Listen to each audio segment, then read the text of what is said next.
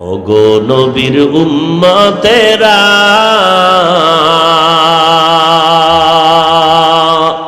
হয়ে আজি দিশাহারা, কোরআন হাদিসের চলো যখন যাহা চায় মনে,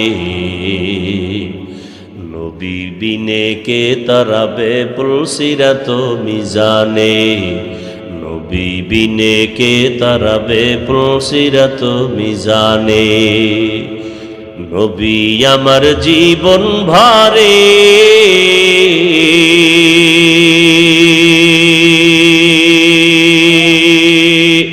দিনের লাগি কষ্ট করে,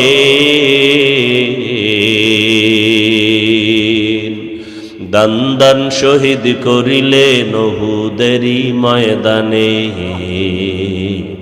নবী বিনে কে তরাবে পুলসিরাত মিজানে, নবী বিনে কে তরাবে পুলসিরাত মিজানে।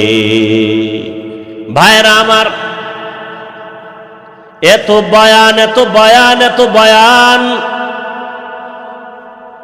ঘরে ঘরে বয়ানের আওয়াজ। এমন একটা এলাকা নাই যে বছরে 2-4 বার বয়ান হয় না, এমন একটা বয়ানের প্যান্ডেল নাই যে 4-5-7 জন বক্তা বয়ান করে না। আবার মসজিদে জুমার দিন বয়ান, ফাঁকে ফাঁকে তাবলীগ ওয়ালাদের বয়ান, পীর মাশায়েখের বয়ান।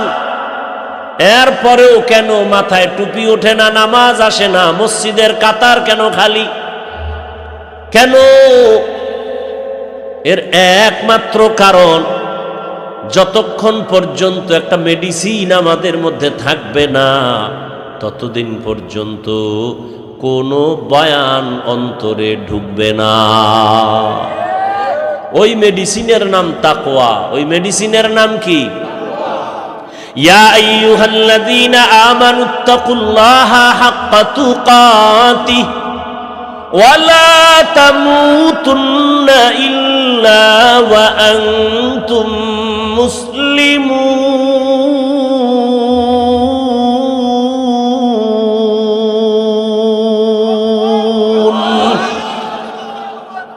বখা কুরআ কালামুল্লাহ বশনো কদিমাস্তি কদিমাস্তি নইনো। আল্লাহ বলেন, ও মুমিনেরা, মুমিন মানে কি? বেঈমান। সব বেঈমান বাদ। আল্লাহ মুমিনদের ডাকতেছেন, ও আমার আদরের মুমিন, নারী হও, পুরুষ হও, ধনী হও, গরিব হও। আল্লাহ বলেন, তুমি যদি আমি আল্লাহকে মানো, আমার কোরআন মানো, শুনো, তোমাকে আমি 2টা কর্মসূচি দিতেছি।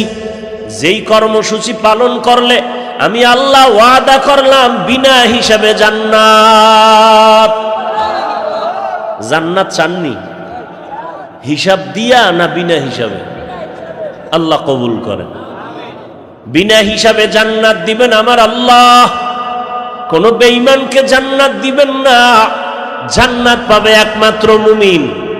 আল্লাহ বলেন, ও মুমিন, তোমারে 2টা কর্মসূচি দিলাম। এক, আমি আল্লাহকে ভয় কর, হক আদায় করে ভয় করো। একটা তসবিহ হাতে নিয়ে যদি বলেন ভয় করি ভয় করি ভয় করি, হবে? 100 বার ভয় করির পরে 1 বার বিড়ি টানবেন, কাজ হবে? আল্লাহ বলেন, আমাকে ভয় করার মতো করো, হক আদায় করে। আর একটা কর্মসূচি, মুসলমান না হইয়া কবরে আসিও না, মরণ বরণ করিও না। এই কথাটা কাদেরকে বললেন? মুমিনকে বললেন, মুসলমান না হইয়া মরবা না। আয়াতটা যখন আসলো, রহমতের নবী বয়ান শুনায় দিলেন। সাহাবায়ে কেরাম বেকারার হয়ে গেলেন, পেরেশান। আল্লাহ যত বড়, তার হক আদায় করা কোনো বান্দার পক্ষে সম্ভব না। তো আমরা কেমনে হক আদায় করে ভয় করব? রহমতের নবীর সামনে আসছেন, রহমতুল লিল আলামিন শুনিয়াও পেরেশান হয়ে গেলেন। আল্লাহ যত বড়, তার হক আদায় করে ভয়। এই আপনাদের কি হেদায়েত হয়ে গেছে? ওই যে একটু আগে বলছি না, মোনাজাতের আগে উঠবে, এগো হেদায়েত কমপ্লিট, এগো দিল পরিষ্কার। মরাডারে মারো কেন? কয় লড়ে কেন? কয় ভাই আপনার দাওয়াত কা আলহামদুলিল্লাহ। কয় আপনার বাড়ি? বলে নাউজুবিল্লাহ। আচ্ছা আপনাদের কপালে তো নষ্ট কেন বলেন তো? নিজেও বয়ান শুনবেন না, কিছু আল্লাহর বান্দারা শুনবে, তাও ডিস্টার্ব করবেন। আপনি শুধু আমাকে ক্ষতি করার জন্য দুনিয়াতে আসছেন। আপনার উঠা বসার ব্যারাম থাকলে আসছেন কেন? বসছেন কেন এখানে? কেন ডিস্টার্ব করেন বলেন তো? আপনার থেকে জীবনে কেউ সুখ পাবে না, শুধু কষ্টই পাবে।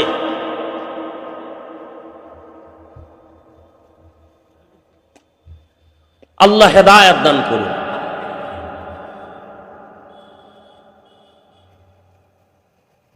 রহমতের নবীও পেরেশান হয়ে গেলেন। আল্লাহর হক আদায় করে ভয় করা অসম্ভব। নবী পেরেশান হবেন তো আল্লাহ এটা বরদাস্ত করবেন না। সাথে সাথে জিবরাইল আমিনকে পাঠিয়ে দিলেন, যাও সান্ত্বনার বাণী রসুলকে শুনায় দাও, ইত্তাকিল্লাহা মাস্তাতাতুম, নবীকে জানায় দাও। রহমাতুল লিল আলামিন সাহাবাদের জানায় দিবে, আল্লাহর হক আদায় করে ভয় করার প্রয়োজন নাই। আসান করে দিলেন, সহজ করে দিলেন। বান্দা যেন তার সাধ্য মতো আল্লাহকে ভয় করে, সাধ্য মতো ভয় করবে, হক আদায় করা লাগবে না। তোমার চেষ্টা চূড়ান্তভাবে আল্লাহকে ভয় করো। সবাই আশ্বস্ত হলেন, হ্যাঁ এটা